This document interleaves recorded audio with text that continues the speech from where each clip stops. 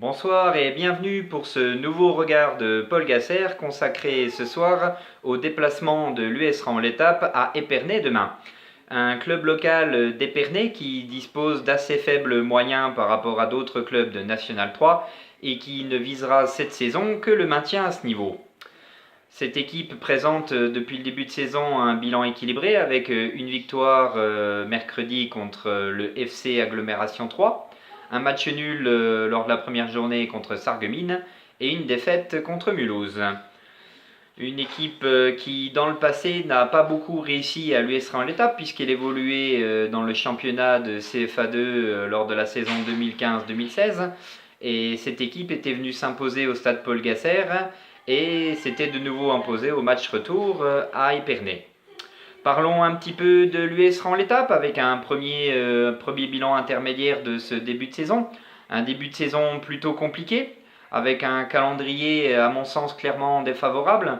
Bissheim et Saint-Louis que nous avons joué lors des deux premières journées sont des équipes qui pour moi joueront la montée. Bissheim étant deuxième l'an dernier et Saint-Louis relégué comme nous avec de gros moyens.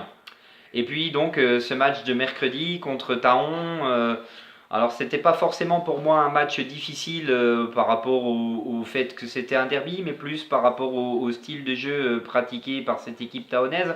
Une équipe taonaise qui a connu beaucoup moins de changements que nous à l'intersaison et on va dire qui est dans la lignée d'une politique de club.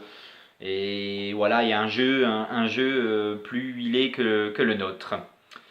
Bon, de notre côté, on doit penser que la reconstruction prendra du temps, malgré un effectif sur le papier avec de grosses qualités. Mais voilà, autant de changements, cela nécessite un peu de temps pour que le jeu soit plus construit. L'objectif, peut-être dans les prochaines semaines, ce sera de construire sur des bases défensives plus solides pour ensuite peut-être s'attaquer au jeu offensif. Parlons un petit peu du groupe pour cette rencontre. Donc, qui est sorti à la mi-temps à Taon, ne fait pas partie du groupe. Il faudra faire attention au niveau des suspensions avec Abdoulaye Ba Junior qui a déjà pris 2 avertissements. Au troisième, il risque une suspension. Voilà, donc je dirais que pour ce déplacement de demain face à un adversaire sur le papier plutôt modeste, ce serait bien que la saison rahonaise débute. Allez les Bleus!